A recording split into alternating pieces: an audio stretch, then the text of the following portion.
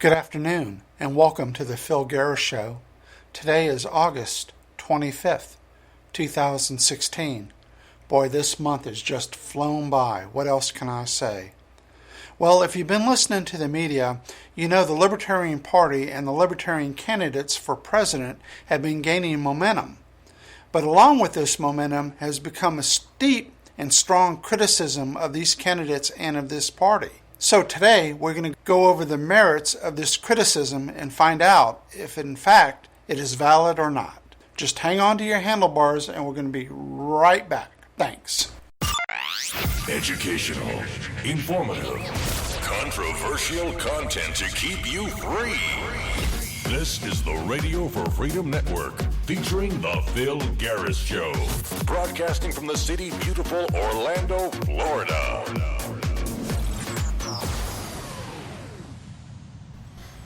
Okay, we're back and we're going to get right into it. I was watching the Thom Hartmann program the other day, and he started a rant against the Libertarian Party and the whole concept of libertarianism. He seems to think that libertarianism is a front for Fortune 500 companies that are going to take over the United States. I haven't really known Thom Hartmann to buy into any conspiracy theories, but boy, he seems to be floating this one. He has done several shows like this, and he has a reoccurring guest named Mark Ames. And Mark, let me give you a little background about Mark Ames. First of all, Tom will introduce him as a upstanding writer, investigative journalist, author of Going Postal, and he tries to paint him in a good light. But the problem is the history of Mark is pretty sordid. He was a expatriate in Russia writing, I guess it was a bi-weekly tabloid where he talks about debauchery and I don't know, all kinds of strange stuff. You can check it out for yourself. In 2000, Mark Ames co-authored a book with Matt Taibbi. The book was called The Exile, Sex, Drugs, and Libel in the New Russia, which they talk about their journalism and their experiences in Russia, and I could say probably talk about their lifestyle and their relationships with Russian women. I can understand being a young man and enjoying the company of women, but what they write about is truly disgusting. And in this book, on page 134, they write, quote, "We have been pretty rough on our girls. We'd ask our Russian staff to flash their asses or breast for us. We tell them that if they wanted to keep their jobs, they would have to perform unprotected anal sex with us. Nearly every day, we would ask our female staff if they approved of anal sex. That was a fixation of ours. It was part of the fun," unquote. I don't think that's fun, and I don't think that's funny. And this is a person that Thom Hartmann has invited on his show to talk about the Libertarian Party and libertarians as if they were evil. Frankly, I think this writing about women, about asking them to perform sex acts to keep their jobs is evil. Maybe Mark Ames needs to get some little libertarianism in him. I don't know what he's thinking. I don't know what he's doing, but that is completely unacceptable behavior to threaten people about their jobs, about having unprotected anal sex. My God, man, it's time to grow up. But anyway, Tom saw it fit to have this individual on to trash the Libertarian Party. Tom and Mark Ames go on and they say that the Libertarian Party was started in the early 40s. In fact, Thom Hartmann on a previous show said that the party was started in the early 40s, and the party was started as the foundation of economic education. That's not true. There's no link between this foundation and the Libertarian Party that I can find. But anyway, in another show, Thom Hartmann invites on this individual, Mark Ames, And Mark Ames also talks about the same thing as Thom Hartmann did.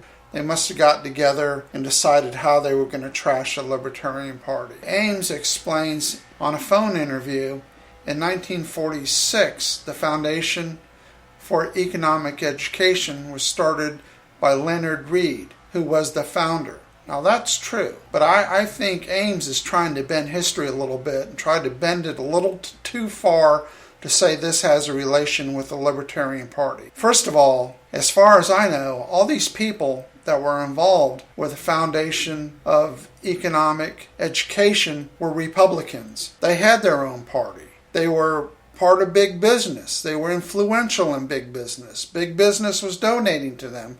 This is true. But why would they want to be part of a Libertarian Party when they already had a party? That doesn't make any sense. As Judge Judy says, if it doesn't make sense, it must not be true. And I think that's true in this case. Mark Ames continues to bend history and assert that the basis of the Libertarian Party was started in the Foundation of Economic Education, and that Leonard Read was the founder of Foundation for Economic Education. And he also mentions that Leonard Read is held on a high pedestal in libertarianism. Well, I've been involved with libertarianism for some while, and I haven't really heard much about Leonard Read.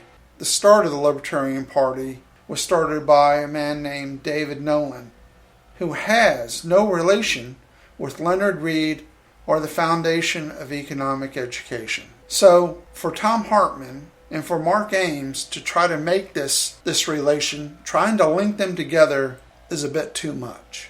Mark Ames continues to go on and rant and rave about the Libertarians and the Libertarian Party, and he says that the Libertarian Party views are about property rights. Well, he's right about that. Property rights are very important to libertarians, as they should be important to all Americans. People work hard to have a home, and they should have their home, and they should be able to do what they want with their home. If they want to hang out their laundry and let it dry, they should be able to, without code enforcement coming by. Or if their child wants to have a lemonade stand out front, they should be able to have a lemonade stand out front and teach their children on how to earn a living and how to make a little bit of money. Or if somebody owns a home and they want to have a garden out front, they should be able to plant a garden out front in their front yard if they like. That's part of the American dream. That's part of owning a home. That's part of enjoying a home. If we listen to people like Hartmann and Ames about property rights, we may be in big trouble. Can you imagine a world in which code enforcement has become extreme because progressives think that people need to be controlled in the use of their property? If people are controlled in the use of their property, we may never have had Apple Computer. Can you imagine a code enforcement coming by and telling Jobs and Wozniak that they cannot solder circuit boards in their garage because the fumes might harm them? Or could you imagine code enforcement coming by and telling the Wright brothers that they can't have a makeshift runway at Kitty Hawk? We may have never had the airplane. We really need to think about progressives that really want to cut our property rights. We might want to think about what progressives really want and what they're trying to do to property rights. We need to consider all the businesses and all the great businesses that were started in garages and backyards, and kids that have lemonade stands, or people that grow a garden in their yard. Could you imagine in Europe if people were not allowed to grow victory gardens in World War II because of some stupid, silly property rights law? My God, they wouldn't even have food. Well, thanks for listening to the Phil Garris Show, and have a good day.